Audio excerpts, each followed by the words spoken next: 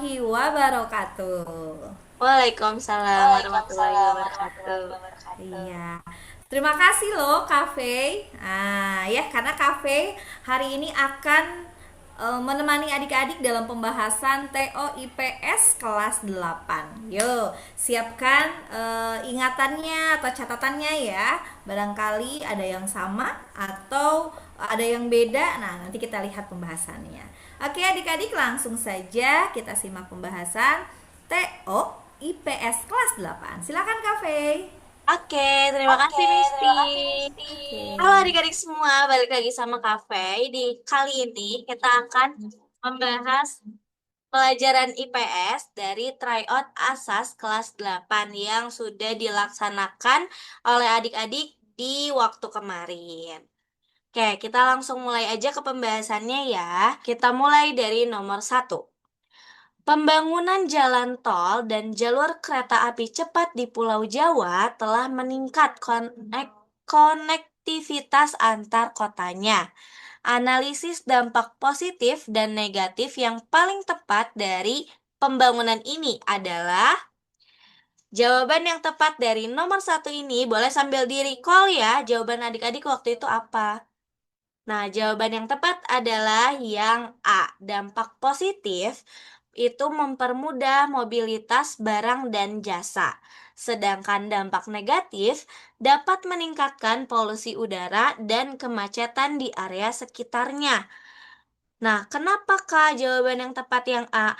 Karena analisis yang A ini mencakup aspek positif dan negatif terhadap pembangunan infrastrukturnya. Gitu. Kita lanjut lagi ya ke nomor 2. Sebuah perusahaan tambang melakukan penambangan terbuka atau open pit di sebuah hutan tanpa melakukan reklamasi.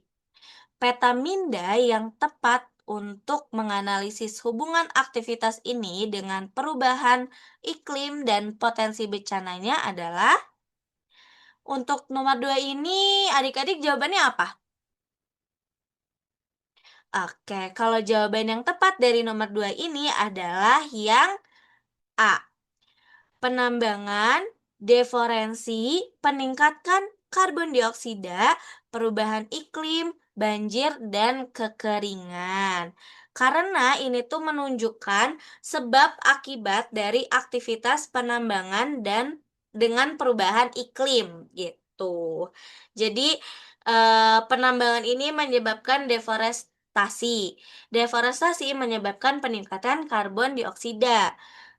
Peningkatan karbon dioksida itu menyebabkan perubahan iklim, dan perubahan iklim menyebabkan banjir dan juga kekeringan. Gitu, kita lanjut nomor 3. Indonesia terletak di Ring of Fire dan sering dilanda gempa bumi. Poster sistem peringatan dini bencana yang efektif untuk masyarakat seharusnya. Nah, jawaban yang paling tepat adalah yang C. Menggunakan ilustrasi dengan langkah-langkah sederhana tentang apa yang harus dilakukan saat peringatan ini berbunyi gitu. Nomor 4. Pemerintah Indonesia meluncurkan program tol laut untuk menghubungkan pelabuhan-pelabuhan di seluruh Indonesia. Tujuan strategis dari program ini yang berkaitan dengan poros maritim dunia adalah jawaban yang tepat dari nomor 4 ini yang mana ya? Coba boleh sambil diingat-ingat jawabannya. Nah, kalau dari kafe, jawaban yang tepat itu yang B. Meningkatkan konektivitas dan pemerataan distribusi barang ke berbagai daerah. Kenapa? Karena tol laut ini tujuannya kan tadi menghubungkan dan memeratakan pembangunan gitu. Jadi dengan meningkatkan konektivitas dan pemerataan distribusi barang ke berbagai daerah itu sangat strategis ya dari tujuannya. Oke, nomor 5. Kebijakan moratorium atau penghentian sementara. izin baru untuk perkebunan kelapa sawit di hutan primer dan juga lahan gambut diterbitkan pemerintah. Analisis kaitannya dengan tujuan Sustainable Development Goals yang tepat adalah, nah untuk nomor 5 ini jawaban yang tepat itu yang B. Kebijakan ini mendukung SDGs, Life on Land atau ekosistem daratan dengan melindungi keanekaragaman hayati dan mengurangi emisi. Karena moratorium itu sejalan dengan tujuan pembangunan berkelanjutan. Begitu. Nomor 6. Benar atau salah dari pernyataan menganalisis dampak positif dan negatif pembangunan infrastruktur seperti bandara terhadap konektivitas dan lingkungan merupakan langkah yang kritis dalam perencanaan tata ruang wilayah. Kira-kira benar atau salah ya? Dari pernyataan yang nomor 6 ini jawabannya adalah benar. Kenapa? Karena analisis kritis itu kita perlukan dalam perencanaan tata ruang. Gitu. Oke, kita lanjut ke nomor 7 sampai 10. Nah, ini di nomor 7 sampai 10 ini tuh kita tugasnya disuruh menjodohkan dari pernyataan yang ada di lajur kiri ini dengan jawaban-jawaban yang ada di atas. Dengan kita klik ya jawaban yang benar yang mana. Oke.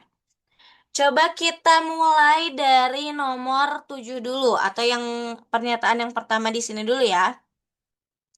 Zona pertemuan lempeng tektonik yang menyebabkan Indonesia rawan gempa.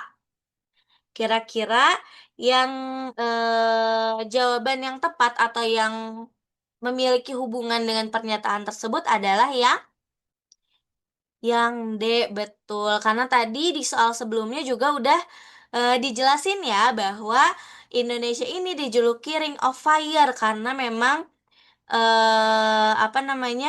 ada rawan gempa ini gitu tadi itu di soal sebelumnya. Lanjut ke pernyataan berikutnya. Kebijakan penghentian sementara izin baru untuk melindungi hutan.